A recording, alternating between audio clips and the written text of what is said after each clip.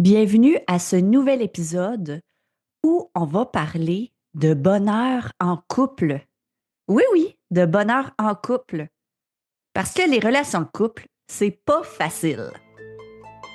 Bienvenue au podcast de la magie du pouvoir mental. Nous sommes Maude et Marjorie, deux magiciennes et créatrices du système de la magie du pouvoir mental. Nous avons créé ce podcast pour faire connaître au plus grand nombre le grand pouvoir que nous avons tous sur notre mental, pour mettre plus de magie dans nos vies et créer notre vie rêvée. Oui, c'est possible pour tous. Attends-toi à ce que la magie se manifeste dans ta vie. Salut Maude! Je suis contente de te retrouver pour ce coaching en lien avec la Saint-Valentin, avec l'amour en couple. Parce que entre toi et moi, là, c'est pas toujours facile, hein? Les relations de couple, puis que ça aille bien, puis au début, c'est tout en beau, mais à un moment donné, quand la routine s'installe, c'est pas facile de rester heureux dans son couple. Tout à fait. Puis, s'il y en a une qui pourrait nous en parler aussi beaucoup, c'est toi parce que tu es en couple depuis une vingtaine d'années avec la même personne. Donc, tu es dans ton quotidien. Tu sais que être heureux en couple, ça part de soi-même.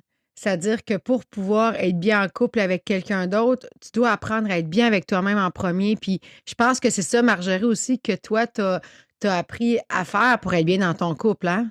Oui, ben, en fait, ce que j'ai pris conscience, fait que juste un peu pour expliquer à toutes les gens qui nous écoutent, ça fait plus de 20 ans, je pense que ça fait 22 ou 23 ans, j'ai perdu le compte, que je suis avec Christian. Donc, c'est mon premier amoureux, c'est un garçon que j'ai rencontré, j'étais adolescente, j'avais 16 ans. Et je ne sais pas pourquoi, mais même si à un moment donné, j'ai voulu le quitter, il y a toujours une force intérieure, quelque chose que j'ai envie de dire qui est plus grand que moi, qui a fait en sorte que je suis restée. Ben, on est resté parce que c'est un choix commun, hein, c'est un choix de couple. Et ça, malgré les hauts et les bas de la vie. Parce que au début de la relation de couple, c'est toujours beau, c'est la lune de miel. L'autre, on le voit un peu parfait, parfois même on l'idolâtre, on le voit comme Dieu. Puis moi, en fait, j'ai passé à travers plusieurs phases de vie à travers ma relation de couple. Donc, la dépendance affective, le besoin aussi de contrôler. Et aujourd'hui, ben, un peu plus l'indépendance, le vivre et laisser vivre. Mais c'est pas pour ça qu'on rencontre pas des défis en couple. Ça, c'est important, je pense que les gens le comprennent. C'est que la vie de couple, c'est pas toujours rose. Il y a des défis à traverser. L'autre a la merveilleuse capacité de faire ressortir parfois le pire en nous, mais en même temps, c'est ce qui fait ressortir le plus beau aussi. Tout à fait. Une relation de couple, hein, c'est un peu notre miroir, hein, qu'on a en face de nous. Donc, l'autre personne, comme tu as dit, c'est notre miroir. Donc, il peut faire refléter les parties difficiles qu'on vit avec soi-même, mais les belles parties de soi aussi. Moi, dans mon cas, j'ai eu des longues relations aussi, mais ça a été des longues relations qui se sont terminées.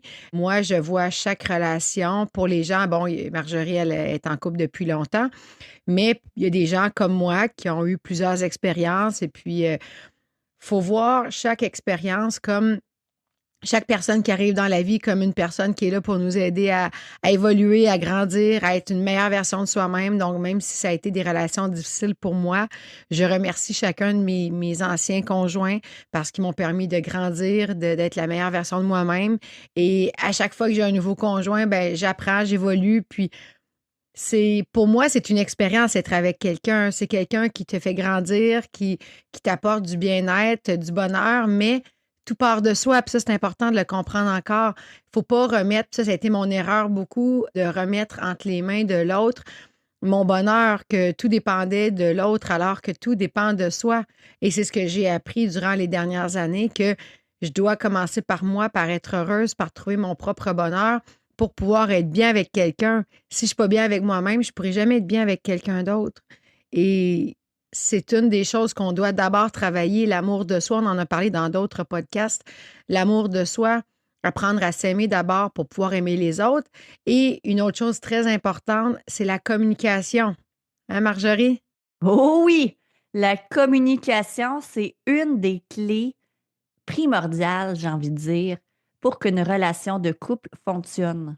As-tu envie de me donner un de tes trucs, Maud, dans la communication? Parce que je sais qu'avec Sylvain, entre autres, avec qui tu as été en couple, hein, qui est coach dans la magie du pouvoir mental, qui nous aide à accompagner des milliers de personnes à travers nos différents programmes.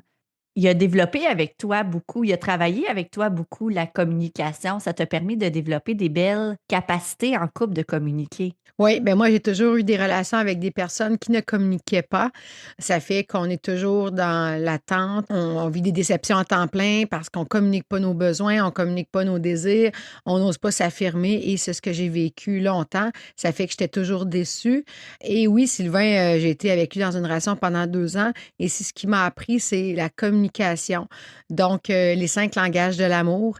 Et ça fait un grand changement dans la vie d'un couple. Donc, si tu connais pas les 5 langages de l'amour, tu peux aller voir sur Internet, mais on a chacun notre langage de l'amour, on a chacun notre façon. C'est quoi, moi, que j'ai besoin dans un couple? Donc, si moi, par exemple, j'ai besoin de paroles douces, qui est un des langages de l'amour, et que l'autre me donne des cadeaux toujours, qui est un autre langage de l'amour, ben je reçois pas qui me convient. Donc, c'est ce qui est arrivé avec mon ancien conjoint, c'est que lui, il me donnait toujours des cadeaux, mais moi, mon langage de l'amour, c'est le toucher. Donc, j'y communiquais pas, mais dans ce temps-là, je savais pas ça. Donc, j'étais toujours en attente qu'il me touche, qu'il me donne qu'est-ce qui, moi, me convenait, mais lui, il me donnait ce que lui, il voulait. Donc, on avait chacun notre langage d'amour et on ne se donnait pas la bonne chose ensemble en couple. Ce qui a fait qu'on était toutes les deux toujours dans l'attente, dans la déception parce qu'on ne recevait pas. Donc, la communication, pour moi, dans un couple, c'est important, les 5 langages de l'amour, parce que c'est vraiment quelque... Ben, je l'ai nommé, hein, puis tant qu'à être là, on va les dire. Ben oui, tant qu'à être là. Parce que c'est quelque chose qui fait que quand tu partages ce dont ton langage de l'amour, ben ça fait que l'autre peut te donner la première chose qui te fait du bien. Donc, comme j'ai dit, il y a le toucher, le besoin de toucher. Moi, c'est mon langage de l'amour. Il y a le besoin de parole, avoir des bons mots. Donc, Sylvain, lui, c'est son langage de l'amour, le besoin de bons mots. Donc, moi, c'est mon langage d'amour, c'est le toucher. Évidemment, Sylvain, je t'ai porté à plus donner des câlins. Et là, il me disait, Maude, moi, j'ai besoin que tu me dises que je suis une bonne personne. Donc, il fallait qu'il me le rappelle parce que je l'oubliais. Donc, lui, c'est ce dont il avait besoin. C'est comme si chaque plante a un engrais différent, puis si on ne lui donne pas le bon engrais, ben elle ne grandit pas. Alors, c'est un petit peu ça. Après ça, il y a les cadeaux. Donc, il y en a qui aiment ça recevoir des cadeaux. C'est un autre langage de l'amour. Après ça, il y a les services rendus. Comme nous, on a une mère qui aime beaucoup qu'on y rende des services. C'est son langage de l'amour. Donc, quand on le sait, parce que le langage d'amour, c'est bon en couple, mais c'est bon aussi avec nos enfants, avec les gens qu'on est dans notre vie tu sais, moi, exemple, si je passe beaucoup de temps avec ma mère, ben je veux aussi faire plaisir. Donc, elle, c'est les services rendus. Et finalement, le dernier langage d'amour, c'est les moments de qualité. Donc, il y a des gens qui ont besoin de passer du temps avec l'autre personne.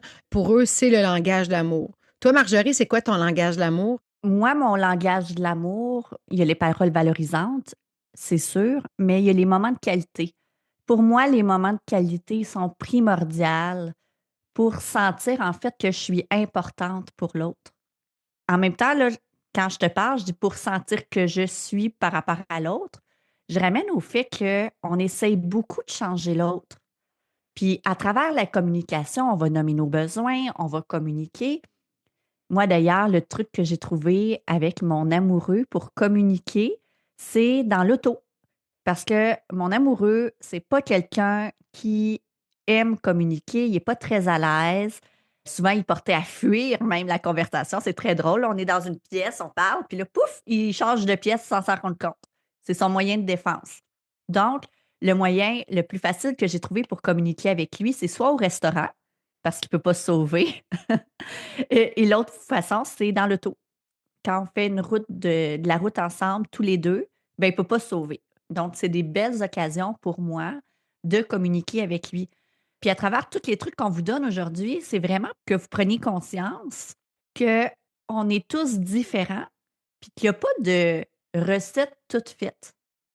C'est de trouver sa propre recette qui fonctionne selon notre type de personnalité.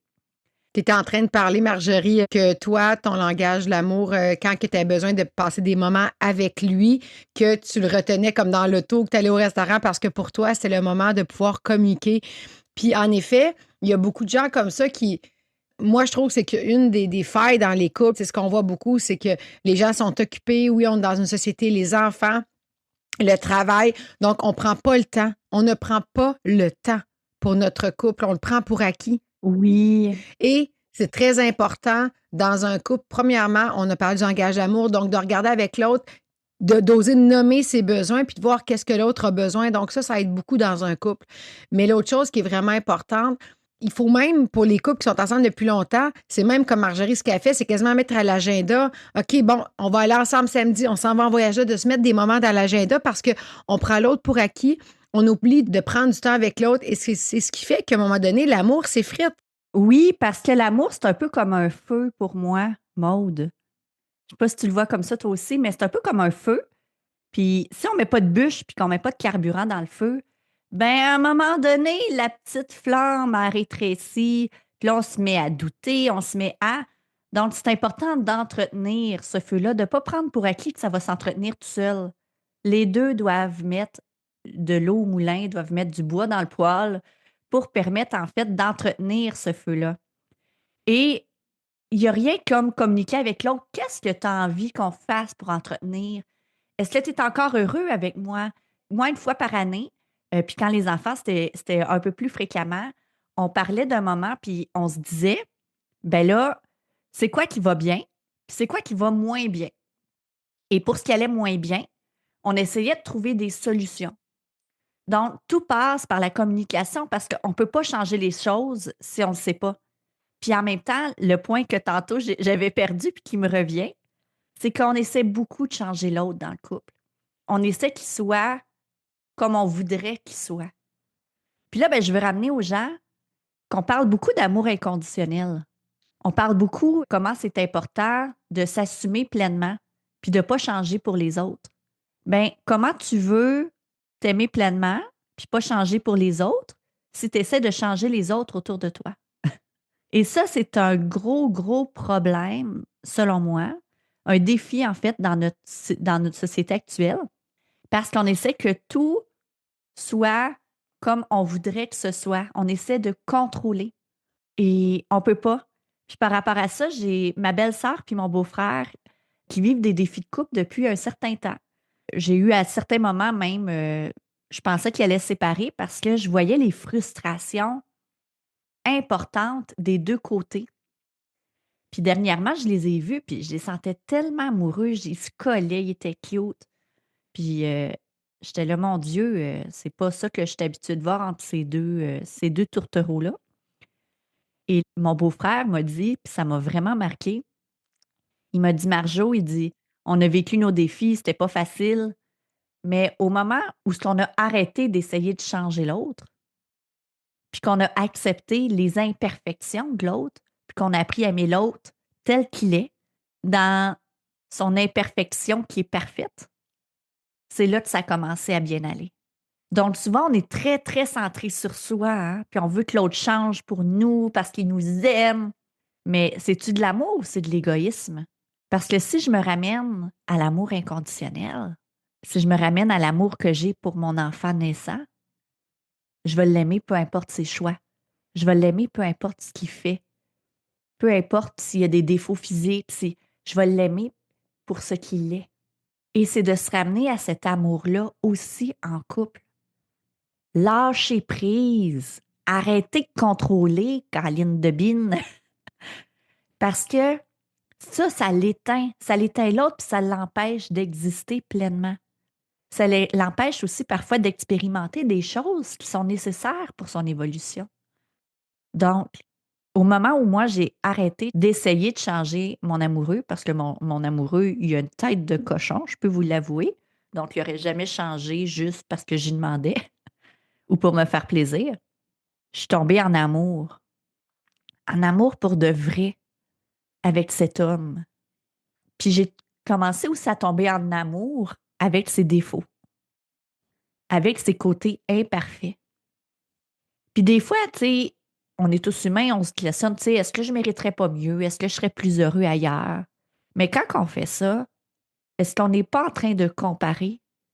Est-ce qu'on n'est pas en train de voir le verre à moitié vide plutôt qu'à moitié plein? C'est tellement plus facile aujourd'hui dans notre société de consommer, de changer, hein, que d'essayer de réparer. Puis là, je dis pas qu'il y a pas des situations de couple qu'on doit se séparer, là. Ça, c'est propre à chacun.